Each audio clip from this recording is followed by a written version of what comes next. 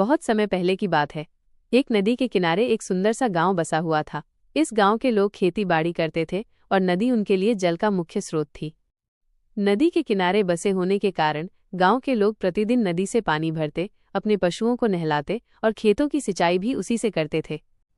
एक बार बरसात का मौसम आया।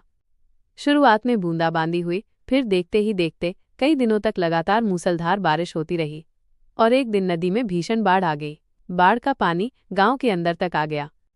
लोग अपनी जान बचाने के लिए सुरक्षित स्थानों की ओर भागने लगे। इस बाढ़ में न केवल लोगों को नुकसान हुआ बल्कि उनके घरों का सामान भी बहने लगा। उन्हीं में दो घड़े भी थे, एक पीतल का और दूसरा मिट्टी का। पीतल का घड़ा बहुत चमकीला और मजबूत था, इसलिए पानी में बहुत आसानी से नहीं बह रहा था, लेकिन किसी तरह वो बहाव में बहता चला जा रहा था। दूसरी ओर मिट्टी का घड़ा हल्का और नाजुक था, वो भी बह रहा था, लेकिन पानी की लहरों से खुद को बचाने के लिए इधर उधर टकरा रहा था। पीतल के घड़े ने मिट्टी के घड़े को देखा और सोचा, ये घड़ा तो बहुत कमजोर है, कब तक ये पानी में टिक पाएगा? कहीं ये टूट न जाए, मुझे इसकी मदद करनी चाहिए। उसने मिट्टी के घड़े से कहा, मित्र, तुम तो मिट्टी के बने हो, इस बाढ़ के बहाव में तुम कब तक खुद को बचा पाओगे? आओ, मेरे पास आ जाओ, तुम्हें सहारा दूंगा और डूबने से बचा लूंगा।